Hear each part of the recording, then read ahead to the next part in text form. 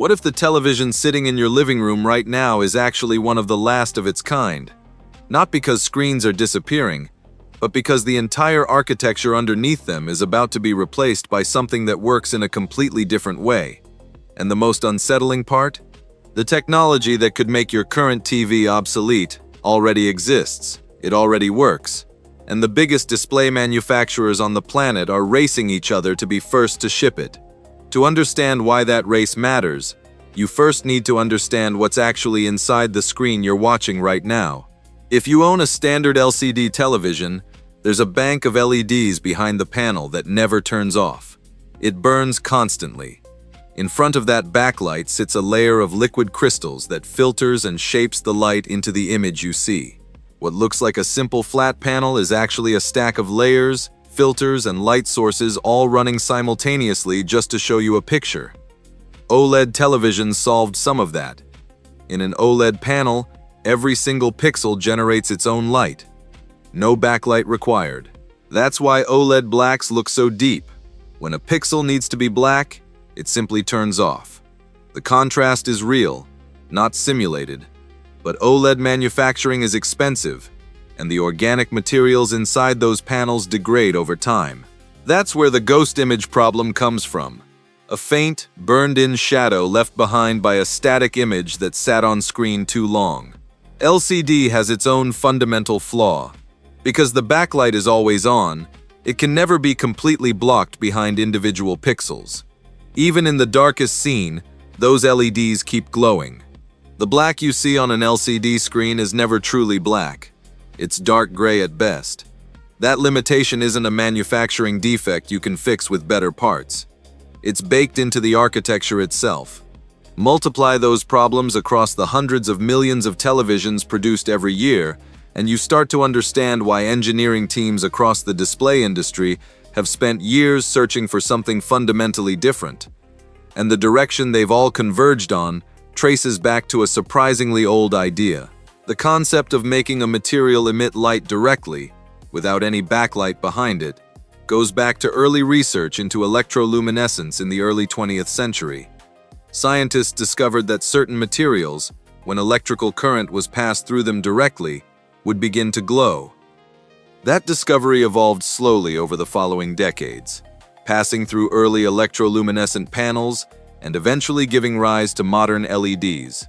But applying that same principle at the nanoscale, using quantum dots, turned out to be a far more difficult engineering challenge.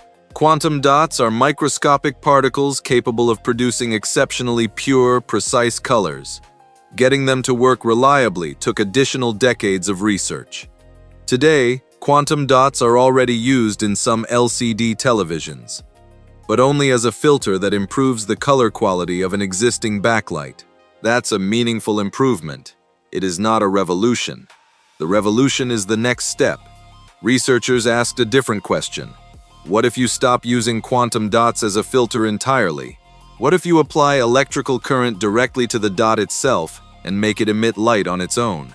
No LEDs, no backlight, no extra layers between the electricity and the light you see. Think about a neon tube.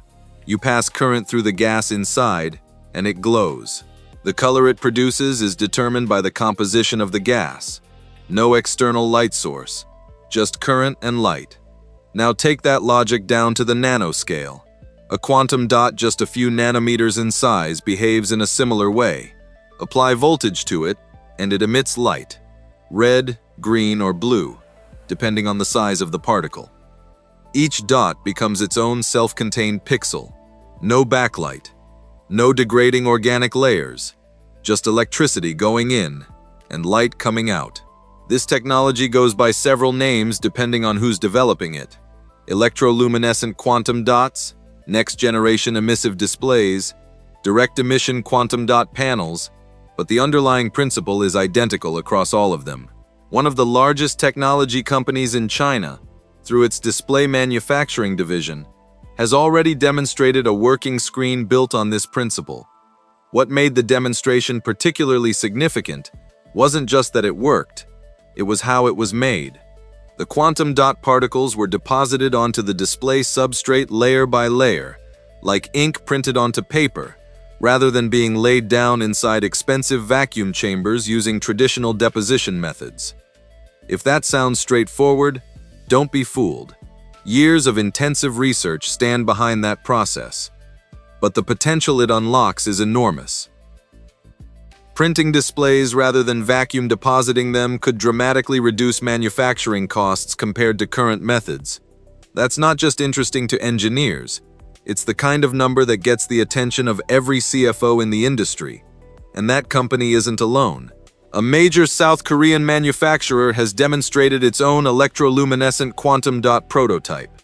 A prominent Japanese display company has shown work in the same direction. Industry executives are openly discussing commercial products based on this technology appearing within the next several years. This is not a collection of isolated experiments happening in separate corners of the world. This is a coordinated race between the largest display manufacturers on the planet, and they are all aiming at exactly the same target: a television that costs less to manufacture, consumes less energy, and delivers image quality at or above the best OLED panels available today. It's worth remembering that the display industry has been through moments like this before. The transition from CRT televisions to LCD took roughly a decade. The rise of OLED, first in smartphones then in televisions, didn't happen overnight either. It was a slow process of cost reduction, manufacturing refinement, and gradual scale-up. But the new technology carries one structural advantage that its predecessors didn't have at the same stage. It doesn't require inventing an entirely new material from scratch. Quantum dots are already manufactured at industrial scale.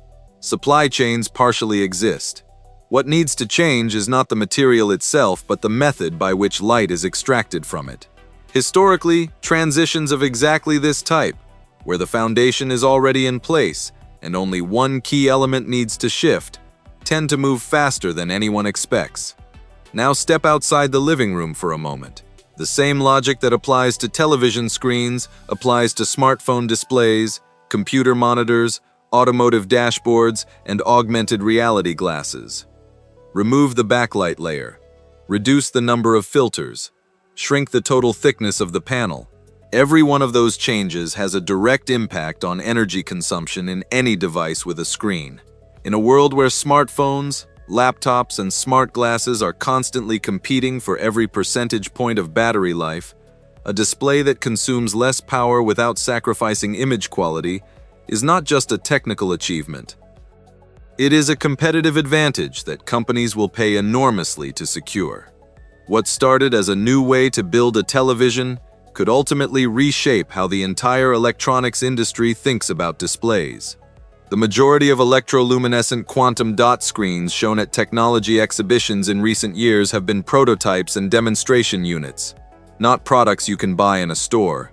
According to executives at companies that supply quantum dots to television manufacturers, commercial availability for this generation of displays is realistically several years away, with estimates pointing toward the end of this decade. Manufacturing quantum dots at consistent quality and true industrial scale remains expensive. Long-term durability under years of real-world use is still being validated. The barriers haven't disappeared. Engineers solved one set of problems and immediately found the next set waiting. But here is what actually matters. When multiple major industry players simultaneously commit significant resources to the same technical direction, the question stops being whether it will happen. It becomes only a matter of when. There's something quietly strange about that.